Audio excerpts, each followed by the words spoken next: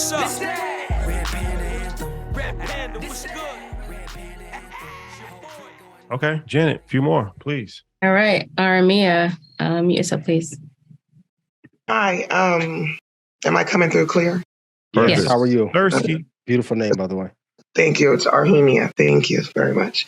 So number one, Events Fest was a movement. Really appreciate the energy. It was a sight to be seen to see all those beautiful people doing beautiful things. Last Monday, Rashad, you mentioned learning how to scale your business without venture capital, angel investors, and selling equity. Can you expound on that a little bit more and ways to make that achievable, more specifically with businesses that are selling a service and not a product? Yeah, for sure. Well, welcome to the chat. Longtime friend of the family. So, yes, welcome to the chat. I think it's the first time I heard you call in. But what services are you talking about specifically? Well, I personally, me and my business partner, we have an app that we're developing that is going to, change the world, as one has said. And we've been in process. Everyone who's trying to build an app, no, it's not an easy feat. You just have companies that you have to work with and trust and know what they're doing. But at some point in time, once the app is functional and we have user experience, we're looking to scale it and actually bring ownership to ourselves and take back our, migrate it to our own systems.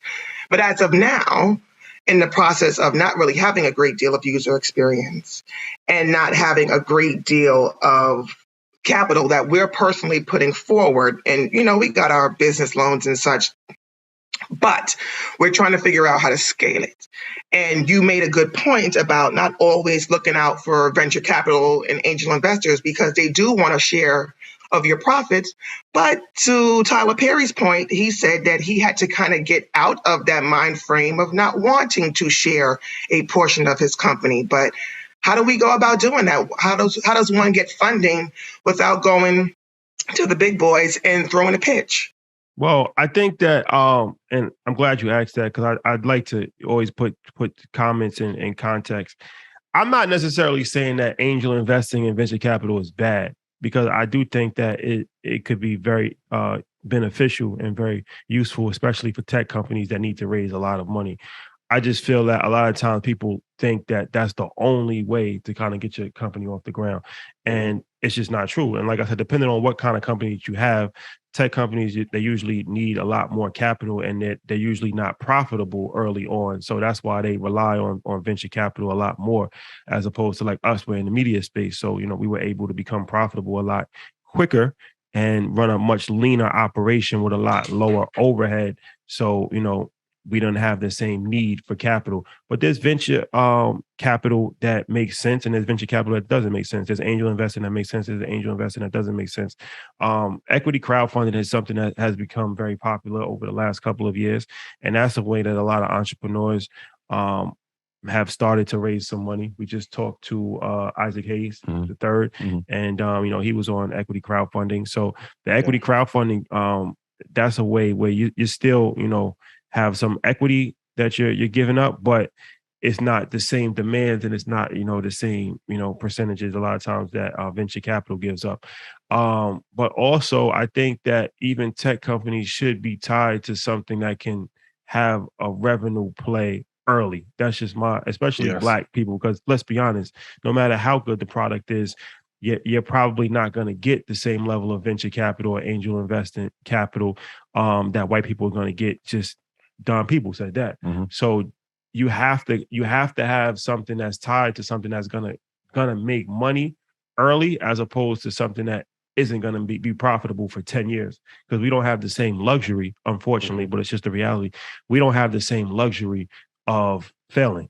Because a lot of these companies are really failing companies, but they're just getting propped up because they're getting so much capital put into them that you give money for 10 years, you're going to make money eventually. You have no choice. You got to be like the worst business manager in the world not to make money if you're getting hundreds of $millions poured into you. But I mean, for us, I can only speak for our personal experience. How we were able to do it was to, provide a service that is easy to be monetized. Like anybody can go on YouTube, anybody can go on Apple, Spotify. It's not really hard to create content and to monetize content. And it's also very easy to create, content with very low overhead. When we first started, we were just using iPhones, which that's really not. I would challenge it. It's hard for most people to monetize.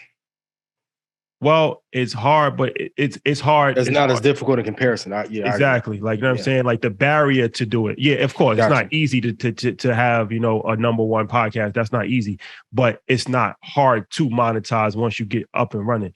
The merch is something that we did. That's supplement. So a lot of things that we did was to supplement, right? So it's like, all right, even if we weren't making money from the show, which we weren't making money from the show for a while, now we had to supplement that with other streams of income. So spinoffs, merch was something that became very big for us.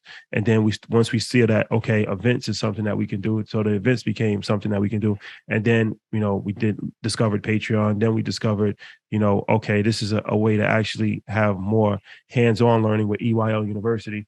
So for us, it was just creating different verticals where, let's say the main focus is to create a media company, and the main focus is to get paid from Earn Your Leisure. But let's say that we had a plan where we weren't going to receive any revenue from that for 10 years. We could still be okay because, we just created different verticals off of that was creating revenue streams. And then, of course, it was a matter of us just reinvesting the money and being our own bank. To this day, we've never taken out a loan, and we've never taken money from outside investors. So all of the capital has been reinvested, and then we just use our own money to scale up. So that's how we've been able to scale from an equipment standpoint. Like, we started with one microphone, we got a better microphones, better cameras, but this is all our own money out of our own pocket. And then, of course, once we just discovered business credit, now we use the Amex cards, different things of that nature. But it's still, to this day, the operation is still self-funded. And I feel like that gives us a lot of leverage. But in the tech space, it might be harder because it's going to be a lot more money. But even like what John Henry was saying with the tech, a lot of times people think that venture capital, they look at it the wrong way. Like they look at it like from the beginning stages, like I have an idea, and it's like you got to actually already have an up and running product a lot of times before you even go to venture capital, before they even find it appealing. So that's something that a lot of times people have a misconception about. Like they'll put together a plan and like, this is my plan. But, they're going to want to see something that's already up and running, that's actually working.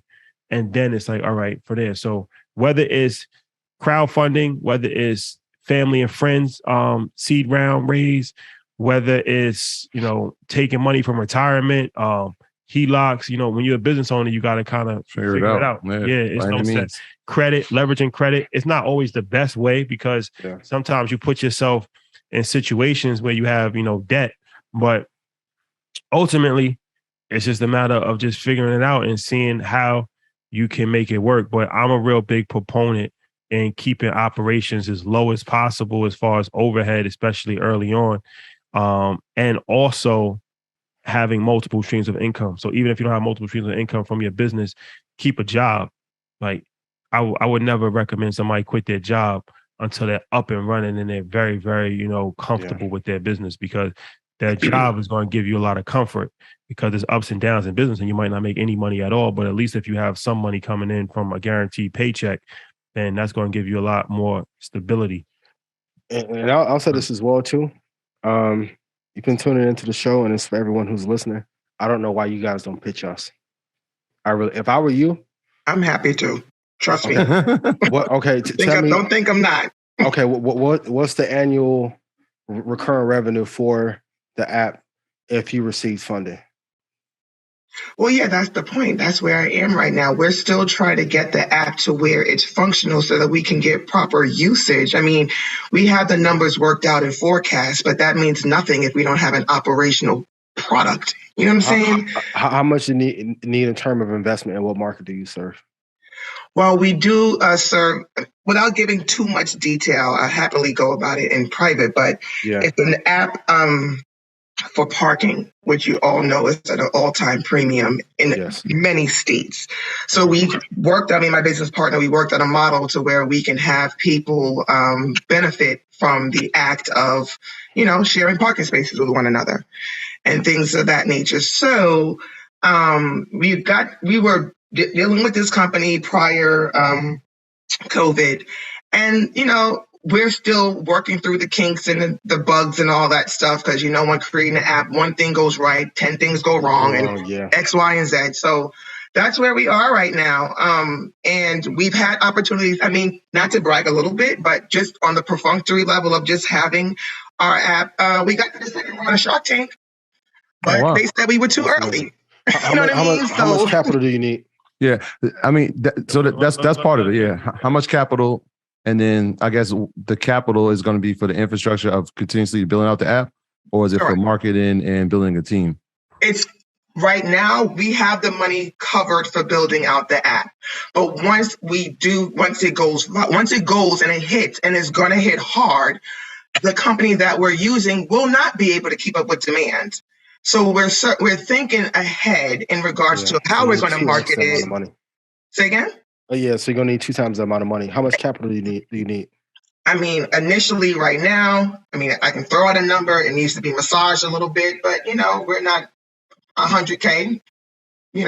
Sounds doable in our eyes where we can bring something forward. But again, I don't want to give concrete numbers because I don't have concrete numbers to give, and I don't want to talk one thing and then ask for something else. And I don't want to lowball myself either. Yeah, but do you have a 5-year or 4-year forecast for what sales could be if you had? Yes, sir. Yes, sir. What are those? It's looking from what we're seeing, it can really go into the millions. It really can, only because of the model that we set up. And again, it's very hard for me to be very cryptic when you're asking me these questions on such a large and you're in a public forum. Yeah, I get it. Yeah, you know what I'm saying? I'm on some NDA stuff. I'm from New York. We're very leary. As you should be. Rightfully so. Troy Rashad, can we set up a meeting and sit down? Yeah, Jan, we have the name, so we can find the email easily. And me and Chadi go way back, so our families are, that's not my goal was to get to talk to you, but I don't want to talk to you unless I got something to talk about. You know what I'm saying? I don't want to waste time. So let's do that. Let's set up a Zoom call. Yeah. And let's see. Maybe we could be Shark Tank in this situation. Be partners. I like that idea. Thank you very much. But yeah, for everyone in the audience, have a good night. See us, and I love Ian, you changed my life, made me money. If you have an idea, you should pitch though. Like that's why I told a lot of you at InvestFest, come with your deck because it may be that one chance you get and it may work. Always be prepared. Practice your pitch, know your numbers down. Because if the numbers are strong enough, for me, if I can put $1 in and get 11 out, or put $1 in and get 100 out, I'll write you a check instantly. Instantly. Have your numbers down. Even when I talk to people about investing and like, hey, if I gave you this, what could I get? I'm telling you worst case, best case scenario, how long, how many minutes it'll take per trade for me to get there. The more you have your numbers down, the more confidence you'll pull out of an investor. So, yeah, it sounds pretty good. I can't wait to hear the rest. This that Red Panda Anthem. Ian, what's up? This that Red Panda Anthem. Red Panda, what's good? Red Panda Anthem. Your boy going up. I know they can't stand it.